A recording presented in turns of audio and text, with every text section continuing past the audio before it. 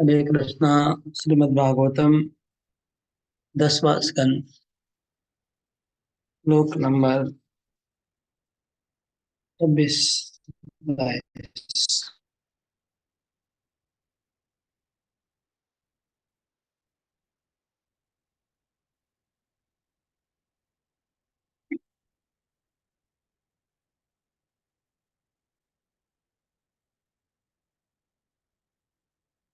मैं तद्विधश्चाकुरण अकरुणस्य नाम बोधक्रूर इत्यत एते तदतीव दारुणा।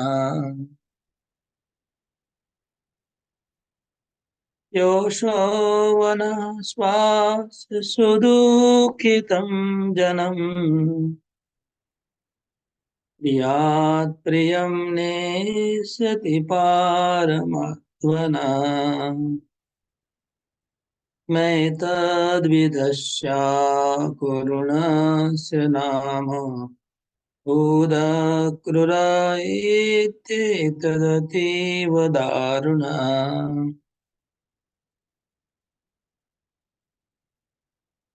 योषौवनश्वास्य सुदुःखितं जनम् प्रियात् प्रियं नेष्यति पारमध्वना। अनार्द्रधीरेश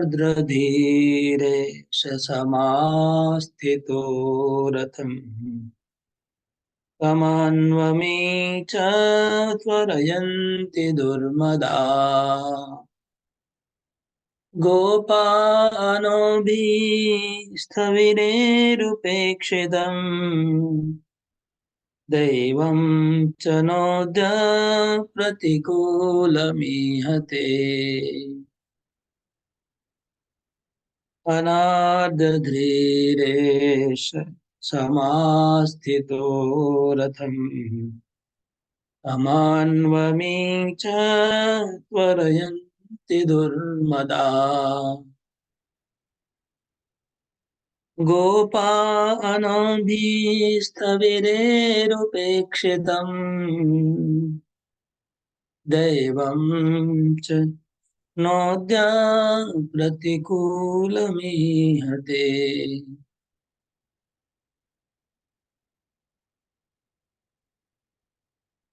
हरे कृष्णा। ये जो बैकग्राउंड में पिक्चर है, हमारे भक्तों ने बनाया, प्रभुपाद जी के शिष्यों ने बनाया। ये पिक्चर सारी कथा को इसको देख के ही समझ में आ जाएगा। एक एक गोपियों को देखिए, कौन सी गोपी किस प्रकार कृष्ण को रोक रही है।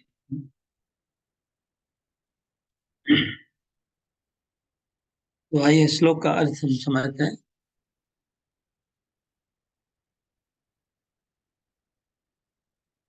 श्लोक का अनुवाद। गोपियां परस्पर कहने लगी, देखो सखी, यह अक्रूर कितना निष्ठुर है। इसका यह नाम अक्रूर नाम संगत नहीं है। इधर तो हम गोपियां इतनी दुखित हो रही हैं, और यह हमारे परम प्रियतम नंद दुलारे श्याम सुंदर को हमारी आंखों से ओझल करके बहुत दूर ले जा रहे हैं।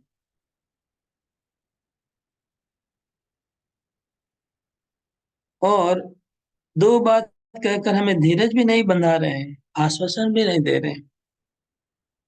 सचमुच अत्यंत क्रूर, इसका अक्रूर नाम नहीं होना चाहिए था। ये सखी, अक्रूर की बात तो दूर रहने दो, हमारे श्याम सुंदर भी तो कम निष्ठुर नहीं है। देखो देखो, वे भी रथ पर बैठ गए हैं, और मत वाले गोपगण छकड़ों द्वारा उनके साथ जाने के लिए इतनी जल्दी मचा रहे हैं, सचमुच ये मूर्ख हैं। और हमारे बड़े बूढ़ों ने तो इन लोगों की जल्दीबाजी देखकर उपेक्षा कर दी है। जाओ, जो मन में आओ करो। और उनसे भी श्याम सुंदर के रोके जाने की आशा नहीं रही। क्या करें, स्वयं विधाता भी आज हमारे प्रतिकूल चेष्टा कर रहा है। गोपियां कृष्ण बलराम तो मथुरा जाने की तैयारी में है। अक्रूर जी आकर के पहले कृष्ण बलराम को बताते हैं कि उनके माता पिता की करुण दशा का वर्णन करते हैं, देवकी वसुदेव का, जिससे कृष्ण का हृदय द्रवित हो और जाने के लिए तैयार हो।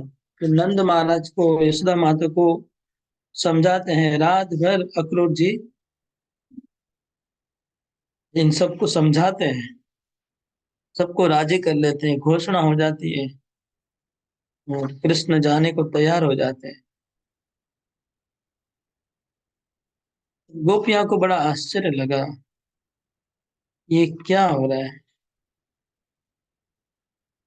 ये कैसे संभव है।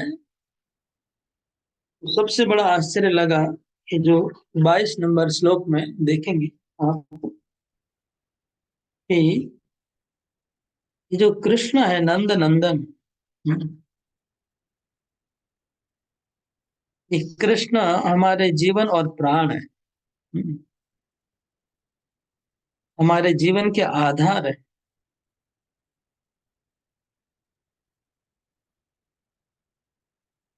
और ये कृष्ण ही अगर हमारी अपेक्षा कर दे, कृष्ण ही हमारी अगर उपेक्षा कर दे हमको, जो हमारे जीवन प्राण कृष्ण वही अगर हमें छोड़ के चले जाना चाहते हैं, फिर हम दुनिया में और किसी को दोष देके क्या फायदा, विधाता को क्या दोष दें। तो गोपियां कहती हैं, हाय हाय, ये कृष्ण के प्रति हमारा प्रबल प्रेम है, अति प्रबल प्रेम हमारा कृष्ण के प्रति है। ये कृष्ण भी जानते हैं और कृष्ण को भी हमारे प्रति अति प्रबल प्रेम हमने देखा है। तो ऐसा होते हुए भी कृष्ण इतने प्रबल प्रेम को कैसे तोड़ सकते हैं, तोड़ने की उनकी हिम्मत कैसे हुई, ये सवाल उठाती गोपियां। क्षण मात्र में ऐसे अति प्रबल प्रेम को कृष्ण ने कैसे तोड़ दिया। तो उसके उत्तर में कहते हैं, क्षण भंग सौहृद। 22 नंबर श्लोक में कहते हैं कृष्ण कैसे हैं, क्षण भंग सौहृद, जो कृष्ण प्रेम को एक सेकंड में तोड़ सकते हैं। मतलब मतलब बहुत सालों का प्रेम है, बहुत सालों का अपनापन है, उसको एक सेकंड में कृष्ण तोड़ सकते हैं।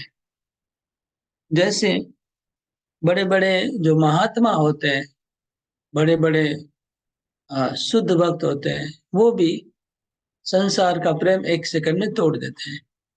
उनको समय नहीं लगता है, संसार को एक सेकंड में त्याग करके चले जाते हैं, विचार नहीं कर सकते, विचार करने की जरूरत नहीं पड़ती है। इसी प्रकार कृष्ण भी, गोपियों का कहना है कि कृष्ण भी क्योंकि भगवान है, वो भी आत्मा राम है, इसलिए वो एक सेकंड में ही प्रेम तोड़ सकते हैं।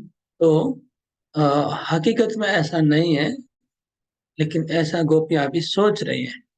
गोपियां सोच रही है कि अगर हमको पता होता कि कृष्ण क्षणभंग सौहृद है, कि बहुत मीठी मीठी बात करेंगे, प्रेम की बात करेंगे, लेकिन जब समय आएगा तो एक सेकंड में तोड़ के भाग जाएंगे, ऐसा अगर उनका गुण है तो हम प्रेम नहीं करते, ये कहने का अर्थ है गोपियों का।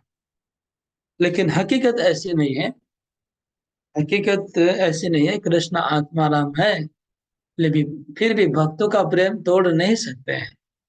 ये तो गोपियों विरह में ऐसे कह रही है, लेकिन अगर ऐसा हकीकत होता तब तो हम लोग प्रेम की शिक्षा सबको दे नहीं जाएंगे, प्रेम की शिक्षा नहीं देंगे। इसलिए ऐसी हकीकत नहीं है। वो बाद में समझ में आएगा आगे चल के कि कृष्ण कभी अपने भक्तों का प्रेम नहीं तोड़ते हैं। गोपियों ने ऐसा सोचा। चक्रवर्ती ठाकुर यहाँ पर बता रहे हैं। फिर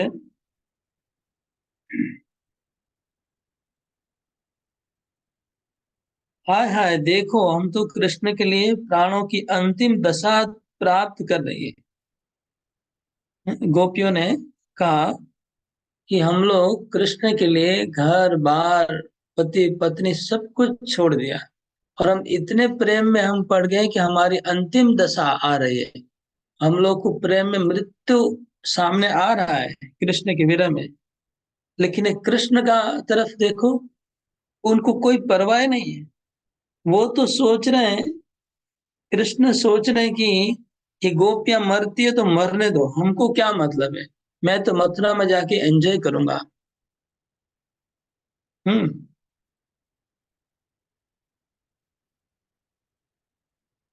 ऐसा ही लग रहा है, उन्होंने निर्णय कर लिया है। गोपियां सोच रही है कि कृष्ण ने ऐसा ही निर्णय कर लिया है कि ये गोपियां भले मरना है तो मर जाए मेरे विरह में। मेरे को तो वहां पर मथुरा में बहुत सारी स्त्रियां मिल जाएगी, मैं उनका एंजॉय करूंगा। इस तरह गोपियां सोच रही है। ये चक्रवर्ती ठाकुर लिख रहे हैं। फिर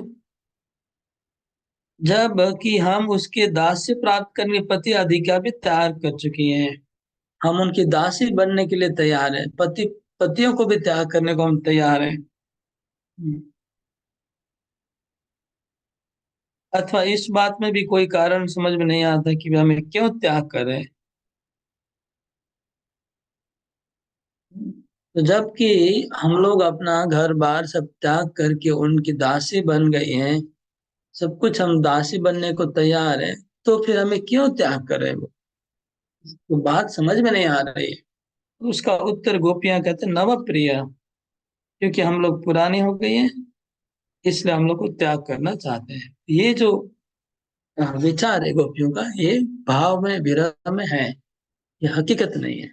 ऐसा नहीं होता है, नहीं तो फिर कोई भगवान को प्रेम नहीं करता। अभी आज का श्लोक में देखते हैं क्या है। गोपियां कहते हैं 26 नंबर श्लोक में, मैं तद्विदस्या करुणस्य नाम बोधक्रूर इत्येष तीव कदारुण। अभी फिर अक्रूर की तरफ गोपियों का अभी आक्षेप गया, और गोपियों का आक्षेप फिर अक्रूर की तरफ गया। ये ये जो एतद विद, ये जो अक्रूर है वो बहुत अकरुण है। अकरुण मतलब करुण नहीं है वो। अक्रूर में 1% भी करुणा नहीं दिख रही है हम लोग को। हम्म, क्यों? ऐसा क्यों लग रहा है?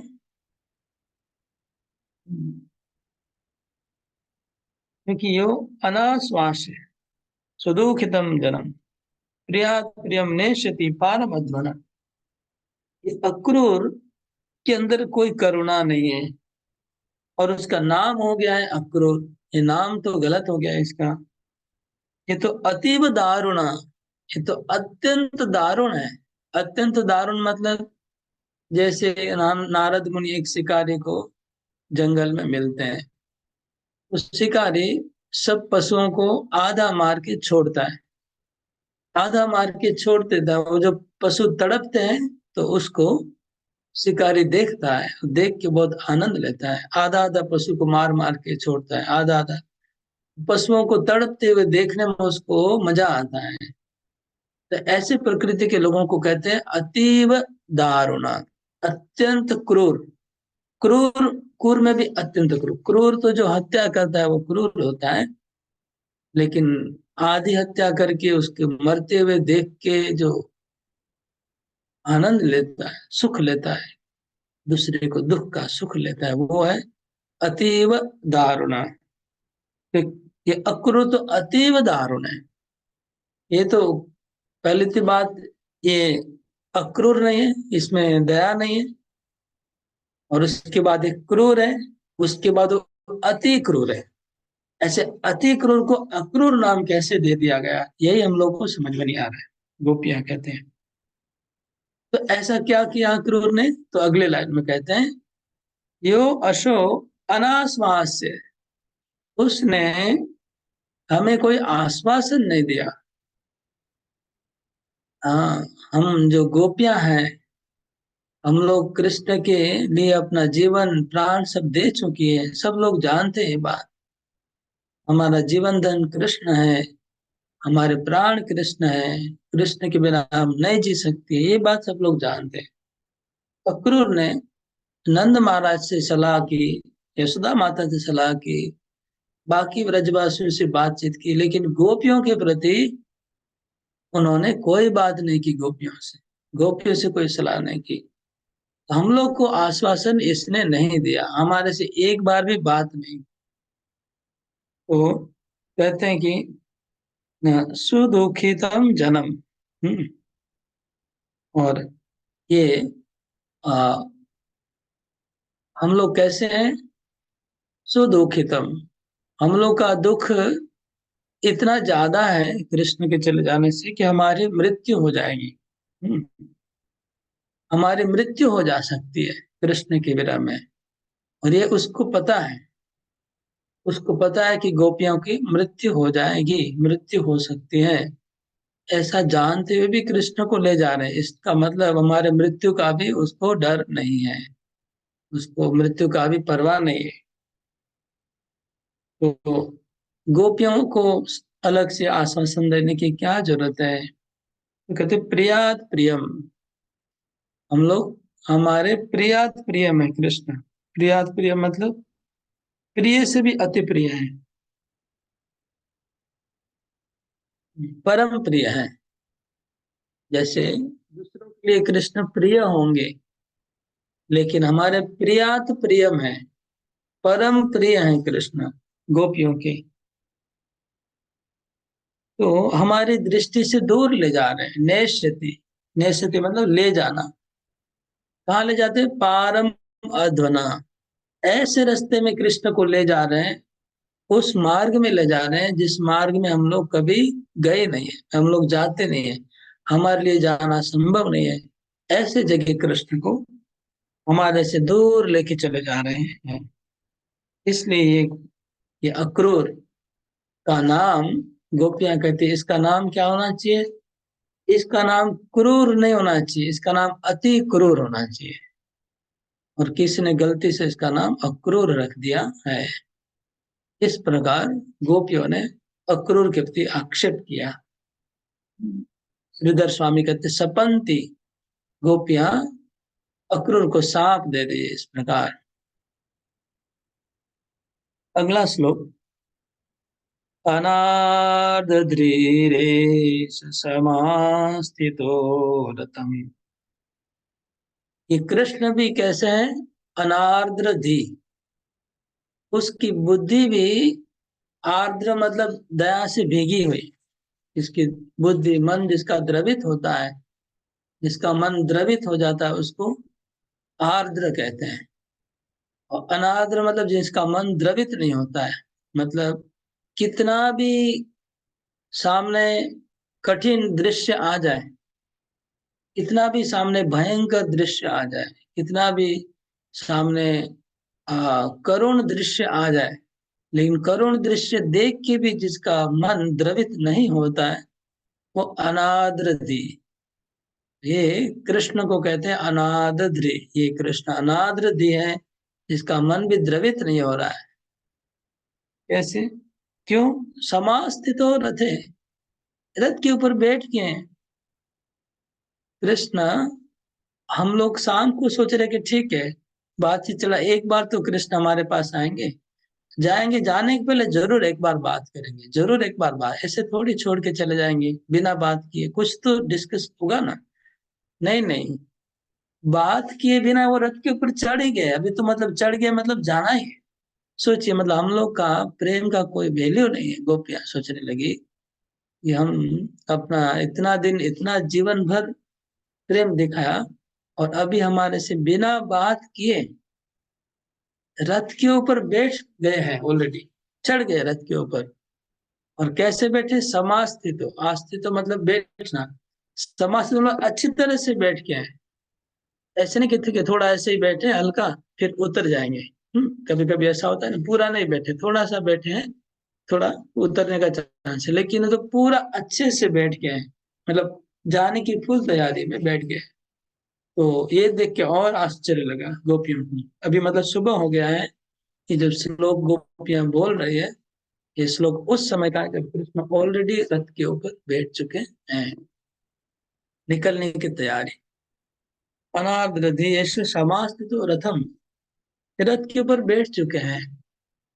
और ये देखिए, ये ग्वाल है सब। हाँ, अभी गोपियों ग्वालों को मूर्ख कहती है। हाँ, ग्वाल मतलब गाय चराने वाले ग्वाल है, इनकी बुद्धि नहीं है।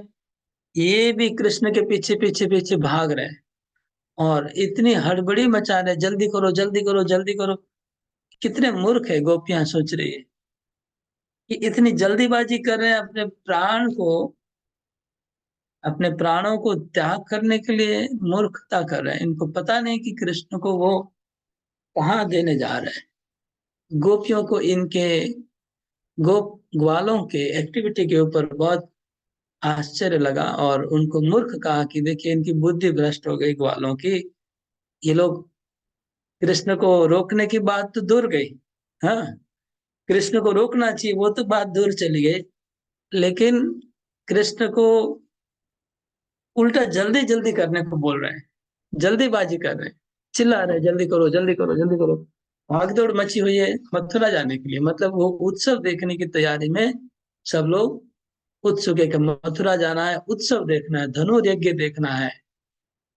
तो धनुर्यज्ञ देखने के और वो जो भी उधर आयोजन हुआ है स्पोर्ट्स का, खेला धूला का, उसको देखने के लिए सब मतवारे हो रहे हैं, दुर्मदा। दुर्मदा मतलब मत हो रहे हैं, मत पागल हो जा रहे हैं। ये लोग पागल हो गए, किस लिए पागल हो गए?